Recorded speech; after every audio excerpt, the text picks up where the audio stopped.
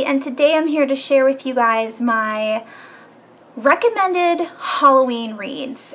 We have about 2 weeks left before Halloween, and so I wanted to share my favorite scary stories with you so far. I do have a lot of scary stories that I have read in the past and that I've owned that I have not picked up yet, and then these are the ones that I've read over the last couple of years that I really like.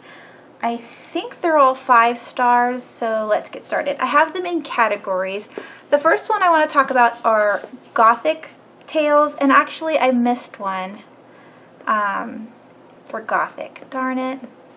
Well, here's a picture of the one I want to share with you, and that is We Have Always Lived in the Castle by Shirley Jackson. This is an amazing Gothic horror read if you want something that is creepy but not really scary. Then we have here The Woman in Black by Susan Hill. This is about a man who has to go to an old mansion where an old woman has died, and he has to collect paperwork for that home so that they can sell it, and while he's there he sees ghosts.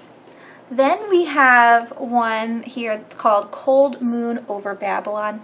There's a movie for this one. This one's not good. This one has Daniel Radcliffe in it. I don't like it because they changed the tone of the movie. The tone of the book. And then this one I have not watched the movie yet, but this is a book about the South and how there is a family who lives on a blueberry farm, and one day the sister gets murdered, and then her ghost appears and she starts wreaking havoc on the murderer. So that's really fun.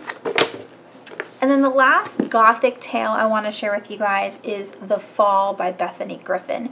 Now, if you guys like Edgar Allan Poe, this is a retelling of The Fall of the House of Usher.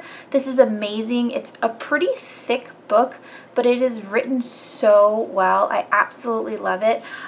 Bethany Griffin took 2 of the characters from the original, the brother and sister, and she made them twins, and they have some kind of like twin, you know, psychic telepathic powers. So one can tell if the other one isn't feeling well. The sister gets left behind at the house while the brother goes to college. And there's creepy doctors that work at this house, and they're always checking on her because all the women in her family die. And so it's really creepy. There's creepy doctors. The house is creepy. The girl is losing it. And yeah, it's just written really well. It's got time jumps, so it goes from when she was little to the present back to when she was little. So if you like those kind of flowy timelines, then you might like this one as well. Alright, the next pile I have here are 2 like demonic books that I own. Now I could have added The Exorcist by William Peter Blatty, but I didn't find that one scary. I know people are like, what are you talking about? I've seen the movie several times growing up, and I'm kind of desensitized now to the whole demonic possession thing. So Regan wasn't really scary to me. I think the story works best in cinema form because you get to visually see the devil taking over, whereas in the book it just doesn't come out very scary. So I have 2 other ones to share with you guys. This is Daughters Unto Devils by Amy Lukovics. This is about kind of like Little House on the Prairie meets The Shining. So we have a family who used to live up in the mountains, and they're running out of food and they're running out of money, and they heard that on the prairie there are hundreds of houses just spread out throughout the entire Midwest that are completely empty, and you could just go down and get one if you want. And so the family decides to leave their homestead in the mountains for this prairie house, and lots of bad things happen once they reach the prairie and into this new house. I don't want to say more, but it's really good, and it's short, so it's not that hard to read. And then we have here a, well, I'll go over it at the end. This is A Head Full of Ghosts by Paul Tremblay. This is another demonic possession kind of book. This is about two sisters who, when they were little, the older sister had symptoms of being possessed, and so they end up having a crew, a TV crew, come in and record this possession while they try to give her an exorcism. And very good, very good. The ending is a nice little twist. Next, I want to talk about witch books. I don't really read witch books very often because I don't like witches. I don't know why. I guess it's because I haven't read a good one. Well, there's two here, but the original witches, the ones from Salem, Massachusetts, I don't like those witches because the girls make me angry, and so I want to read about other kinds of witches. Am I making any sense? Probably not. Okay, the first witch book I have here is Hex by Thomas Old Huvelt. He's a Swedish author, and this is amazing. The original is set in Sweden. This one he adapted for the United States, and it's set in like Connecticut, New York, like Pennsylvania area. I can't remember exactly where it's located, but it's in the northeastern part of the United States, and there's a small town there that has a witch that lives in the town, and she's been there for hundreds of years. The town just lives amongst her. Her eyes and her mouth is sewn shut because if she whispers to you, you have thoughts of killing yourself. The town pretends that this witch doesn't exist, although there's nothing they can really do about her because she continues just to roam the town itself. So if they have visitors, they'll cover her up. Super, super creepy. The ending is fantastic. If you guys haven't picked up this book, I can't say enough how good this book is. And I will leave a link down below to my original video review of this book, along with all of my Goodreads links to all of the books I talk about, so you can read more about the review if you want to. And then I also have one that has to do with mythology, like Norse mythology, and also witches, and that is The Ritual by Adam Neville. I read this a couple years ago, absolutely loved it. It's about 4 men who go camping in Norway, and they decide to go on a shortcut through the woods and end up not having a good time. The party gets picked off one by one, and they can't figure out what's going on. It seems like there's a monster of some sort or a supernatural being in the woods that is killing them off. I really liked it. I gave this like a 4-star, I think, because it does drag just a little bit, but the overall feel and tone of the book is really good. All right, next we have slashers, which I really like. So we have the first one here is Welcome to the Dark House by Lori Ferrara Stolars. She also has Return to the Dark House, which I didn't enjoy as much as this one. This is about a group of people, a group of teens who have to turn in an essay about things that they are afraid of, and they're sending it to a director of horror movies. Now he has decided that whatever essays he likes, those are the people that are going to be in his next slasher movie. And so a whole bunch of teens turn in their essays. He's chosen a bunch, and then those ones have come to a house in the north, I don't know where, like in the boonies, and again, it's a slasher, so they take them to a amusement park and they get picked off one by one. Again, really, really good. I'm going really quickly, I do apologize. All of these books are amazing, and I will give you a little bit more at the end that I didn't pick off of my shelves, kind of like a runners up kind of thing.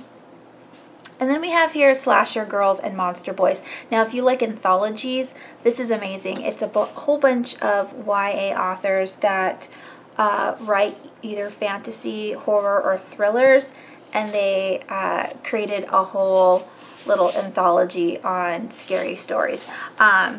Amazing. There is one in here by Carrie Ryan that is to die for. There's one with a killer rabbit like on Alice in Wonderland. A lot of good ones. There's zombie ones in here. Really, really, really enjoyed that one. Next category is Hauntings. Now, I have 3 different ones here. I have 666 by Jay Anson. Now, he's also the author of the Amityville Horror, which I didn't find that scary.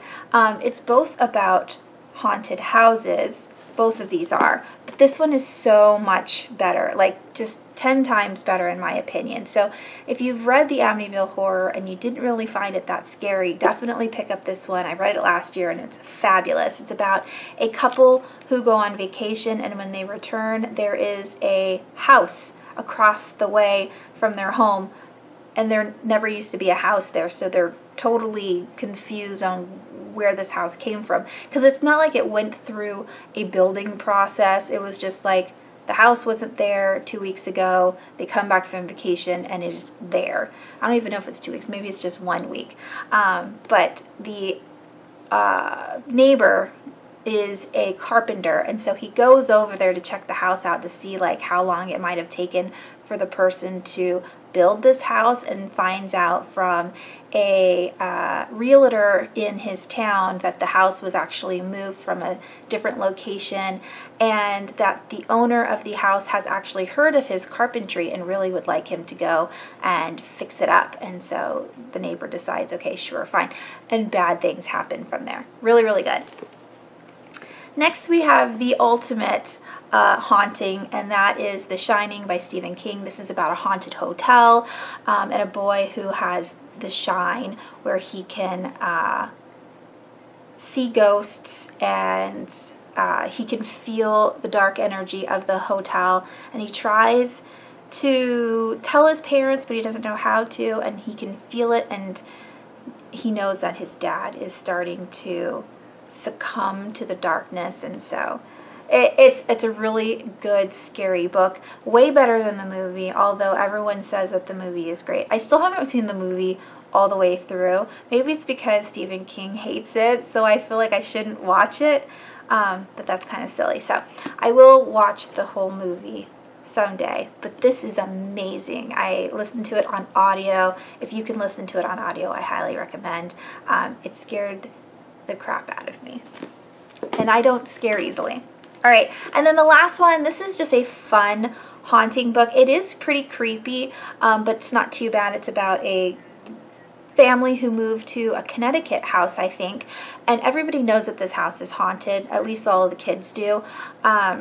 So the girl, the teenager that has moved in, meets a Gothic little girl at her school, and the Goth girl's like, hey, I know all about your house, let me come over and I'll talk to you about it. And then eventually there's kind of like a haunting possession kind of thing going on. I really, really enjoyed it, and I love the fact that this is written by M. Verano, who is a he's like a ghost, not hunter, but investigator slash like teacher, like a I can't even think what the word is called, but anyways, the teacher wrote this book about this haunting, if that makes sense, and he is the author of the book, so it's the pseudo author for this fictional haunting book. I really enjoy the whole aspect of it. It's really good. I love it, love it. All right, let's see. 2 more categories. Next we have things like unidentified, scary, eerie books. So the first one I have here is 172 Hours on the Moon by Johan Harstead. This is about teenagers that have been accepted to go onto the moon to try to create more popularity in NASA. They want to like do another moon landing and get people interested in NASA again and in science and everything. So they have this drawing, and kids from all over the world have been selected. I think there's like 5, and 5 teenagers go up onto the moon, to the moon base, and again, really bad things start happening. I absolutely love this cover. It is so creepy. I'm not going to say anything else because this one you really have to go in blindly. Absolutely loved it. If you like anything like sci-fi horror, that's great. And then we have Bird Box by Josh Malerman. Now, this is like top 5 horror books ever. I bit all my nails off while I was reading this book. It's about an entity, being, monster, something. Something is outside, and if you look at it, it causes you to become extremely aggressive, and you start killing everybody around you and then yourself. So it's kind of like a virus, but not, and it only works if you see this thing outside your window. So people start wearing blindfolds. They try to, get into groups to live in like communities where everyone is blindfolded and trying to continue not to look through the window because nobody wants to be murdered or kill themselves. Very, very creepy. Absolutely loved this book. And the last category, which is a little fitting, is another, and she's not a witch, but it's Bloody Mary. So we have the duology here by Hilary Monahan. This is Mary the Summoning. This is the first book, and then this is Mary Unleashed. Now, I talk about this duology a lot on my channel, and that is because I typically don't find YA horror to be scary enough, although I do like to read them because they are short and a little bit cheesy. This one is not cheesy.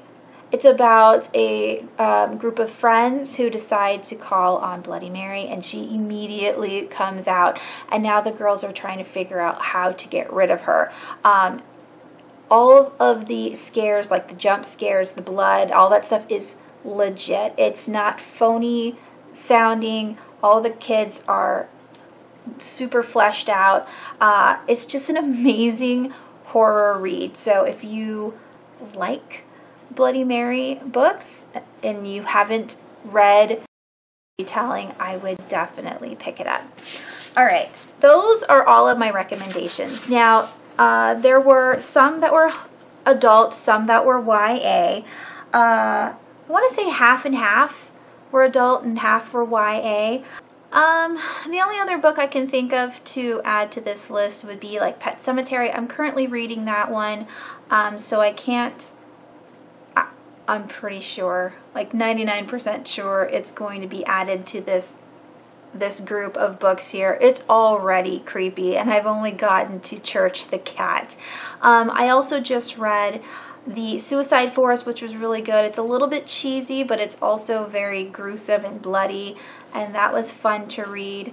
If you want any other recommendations, say for like kid horror that you can read to your children that is a good, creepy, like Halloween-y read, but it's not super scary, let me know down below. And that is it. Those are my Halloween recommendations for this year. Let me know down below what books you find super scary that I should definitely pick up. Now, I've read a lot of scary books, so these are just my favorites that I could reach from the front of my bookshelf. There are more in the back that I don't want to rip all my books down. So those were that. And that is it. I hope you guys are having a wonderful week and weekend, and I will talk to you soon. Bye.